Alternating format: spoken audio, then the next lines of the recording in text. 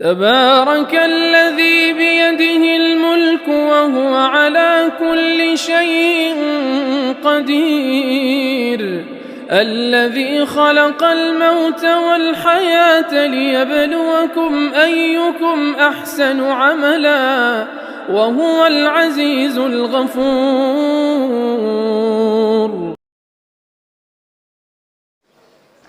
अस्सलामु अलैकुम वरहमतुल्लाहि वबरकातुह। हामिदन व मुसल्लियन अम्मा बाद।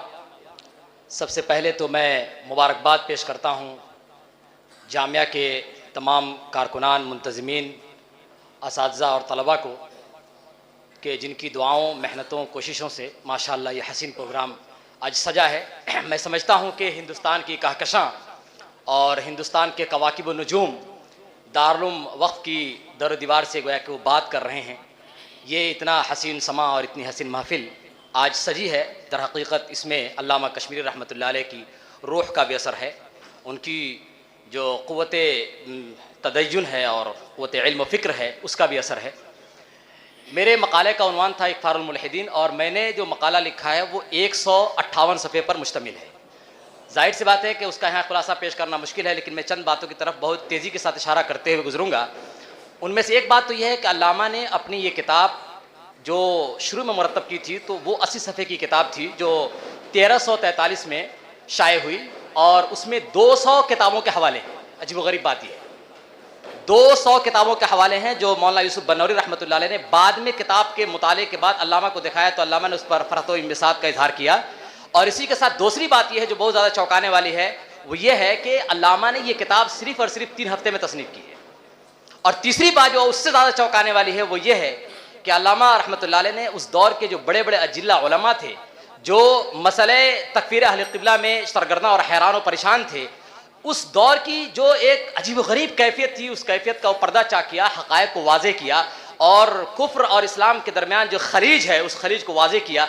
इसी के साथ साथ अल्लामा की एक बहुत बड़ी जो तहक़ीक़ है उसके अंदर वो भी मैं आपको के गोश गुजार करता चलूँ कि क्या ख़बर वाहिद को तकफ़ीर की ख़बर वाहिद पर तकफ़ीर की बुनियाद हम रख सकते हैं, नहीं रख सकते? क्या क़ियास की बुनियाद पर किसी को काफिर कह सकते हैं या नहीं कह सकते? इस मौजू को भी अल्लामा ने उठाया है। इसी तरीके से जो हदीस खवारिज है जिसमें यमरुकून का लफ्ज़ आया है, यमरुकून की ऐसी तहक़ीक़ की है कि जो तहक़ीक़ शायद मुतक़द्दिमीन और मुतअख़िरीन की किताबों में आप जो है दस्तयाब तो बहुत दूर की बात होगी, नायाब ही पाएंगे। और उसके साथ आखिरी बात जो अल्लामा की है, ताक़ुबात भी किए हैं। अल्लामा शामी रहमतुल्लाह अलैह पर तसाहुल का लफ्ज़ वफ़ीह तसाहुल मिन शेख इब्न आबिदीन।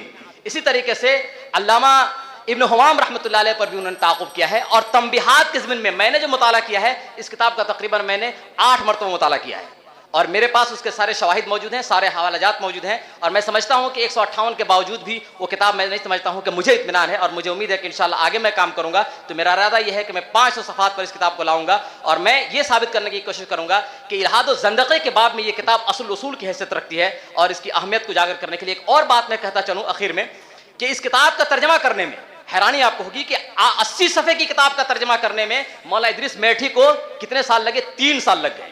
3 साल में तर्जमा मुकम्मल हुआ, फिर भी उनको इत्मीनान नहीं हुआ कि पता नहीं मेरा तर्जमा सही है या नहीं है। उसके बाद अल्लामा यूसुफ बनौरी रहमतुल्लाह अलैह को ये तर्जमा पेश किया, उन्होंने इस्लाहात की, तो जो तबीज़ थी उनकी उस तबीज़ में फिर दोबारा जो है कातिब को बताना पड़ा और दोबारा तस्हीह के बाद ये किताब मंजर पे आम पे आई। और माशाअल्लाह ये तर्जमा भी बहुत ही उसका जामे है, लेकिन जो अरबी नुस्खा है उस अरबी नुस्खे की तशरीह की भी ज़रूरत है और उस पर तालीक की भी ज़रूरत है और मज़ीद इस काम को आगे बढ़ाने की ज़रूरत है। और मैं आखिर में मोहतमिम साहब का, नायब मोहतमिम साहब का बहुत शुक्रगुजार हूँ। इन हज़रात की मेहनतों को मैं सलाम करता हूँ और मैं अक़ीदत के फूल निछावर करता हूँ कि शब व रोज़ की मेहनत, लगातार मेहनत के बाद ये प्रोग्राम अल्हम्दुलिल्लाह आज कामयाब दिख रहा है, जिसमें आप हज़रात की का ताउन भी, इल्मी ताउन भी है, फ़िक्री ताउन भी है। अल्लाह तबारक तआला इस प्रोग्राम को संग मील बनाए, अकाबिर के तवारुस को जारी रखे। जज़ाकुमुल्लाहु खैरा।